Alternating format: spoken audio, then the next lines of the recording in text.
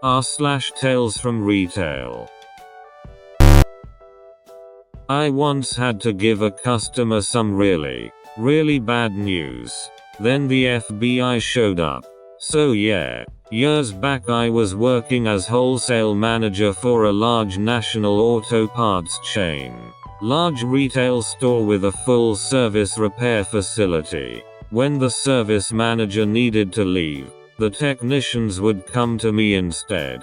This was one of those days that ended like no other. I remember it was a hot day, well over 100°F. A little after 2 p.m. I'm sitting at my desk looking for some part when one of the technicians comes up to me. His name is Kenny. Now, Kenny is a real nice guy. He's in his early 50s, Vietnamese, and has a great sense of humor. His English isn't great. He understands everything, but never quite got the hang of putting it to words. But he does fine given a minute. The man always has a smile on his face and he's an outstanding mechanic. I'd let him work on my car, and that's a real short list. Anyway, Kenny, Mr. Silicon, you need come with me. Right. Now he's stone-faced, and he always calls me by my first name. I'm more than a little scared by how he looks. I'm thinking a vehicle has fallen off a lift, or someone is seriously injured. He leads the way to the service bay. He works in the bay all the way at the end, and that is where he takes me. On his lift he has a 200 white Ford Expedition. He guides me to the front passenger wheel. Well, the wheel and tire have been removed and are on the floor. Then he points up to the fender. I stick my head up into the wheel well and look up towards the fender, and there it is. A large plastic and tape wrapped package, clearly containing a white brick. It's very large, like 8x 10x 3 inches. It's heavily taped to the inside of the fender. I look at Kenny and he looks at me. Kenny, cocaine. Sure as hell looks like it to me too. Me, what is here for? The truck. It's a lot of work. Practically all the front bushings, ball joints, and outer tie rods. Vehicle is listed at 78,000 miles. Me, do you know who this belongs to? Kenny, number. Me, alright. Just head back to the office. Don't touch it. I head to the service desk and pull the repair order. It's got a local phone number and address on it. I ask the service advisor who the customer is. He points to the waiting room next door. I peek inside. Inside is an early 30s guy and his 2 kids, maybe 7 and 5. Looks nice enough, but you never know. At this point, I called the local police. I told them what we found, gave them the vehicle information and customer's name. They said stall him for as long as I can. They will be there as fast as possible. I head inside the waiting room, introduce myself to the man, and tell him it looks like he might need a few more parts. I say the sway bar bushings and links could also use replacing. He looks at me for a second, then smiles. Guy, yeah, it's okay. If it needs it, just get it done. I've got time. His kids are real nice too. They both introduced themselves to me. Very polite. Me, so how long have you had it? Guy, only a few weeks. I just purchased it from auction down south. Me, really? What kind of auction? Guy, government seizures. I think. I got an amazing deal. The thing is beat, but I can afford to replace the parts for the price, and the body and inside is great. Me, man, I've got some really bad news for you. I start to explain. Right about this time the local police arrive.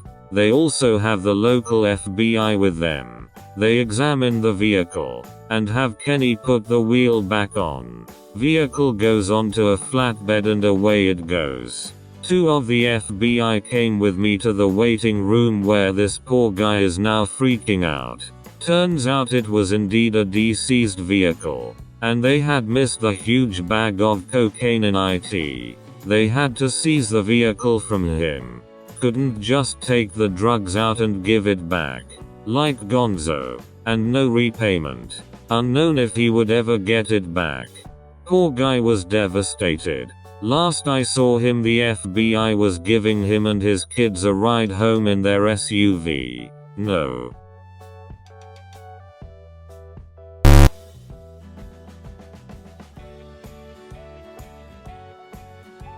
I will not break the law for you. Fixed per subreddit rules. Hello TFR. LTL. Mobile formatting. Ect. I made my escape from retail a couple years ago and have a multitude of stories from the 15 years I spent there.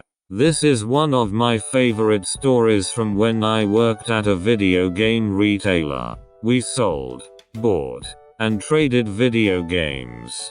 In the state I operated in, you needed a stated to sell games for cash. It was the law. It was a medium-sized town, and because I ran this type of business, I knew a lot of the town's police officers and some were regular customers at my business.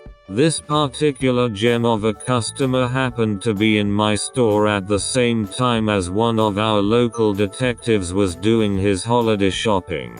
I was scanning his games in to sell at the register while the detective was behind him waiting in line to make his purchase. I'll be me. Clueless customer, CC, and detective will be PD, me. These games are worth $$ in cash. I just need a stated or driver's license to complete the transaction. CC, I don't have either. Me. I'm sorry sir. State law requires this for cash. I can wait while you retrieve it from your car. I watched him drive up, alone, and get out of his car before coming in. CC. No. I didn't bring it with me.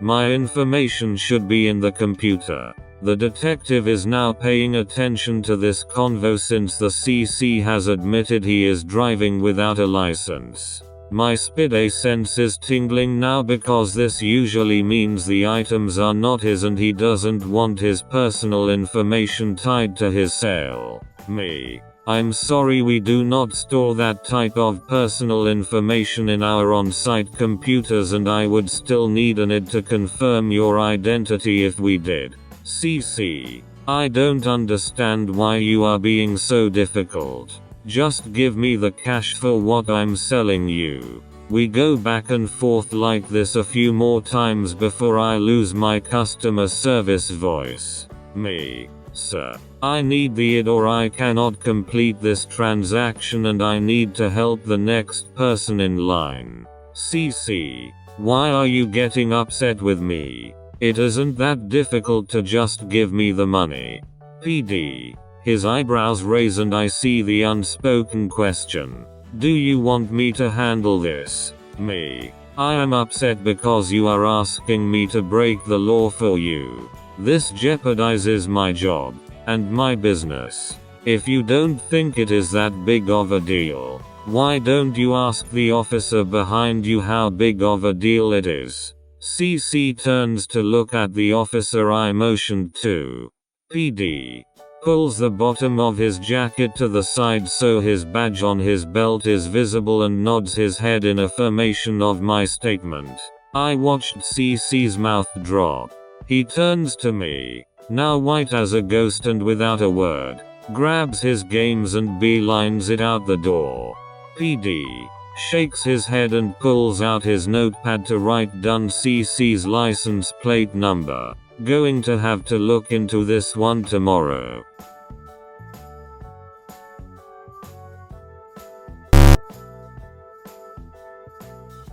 Thanks for watching. Please like and subscribe for more Reddit content.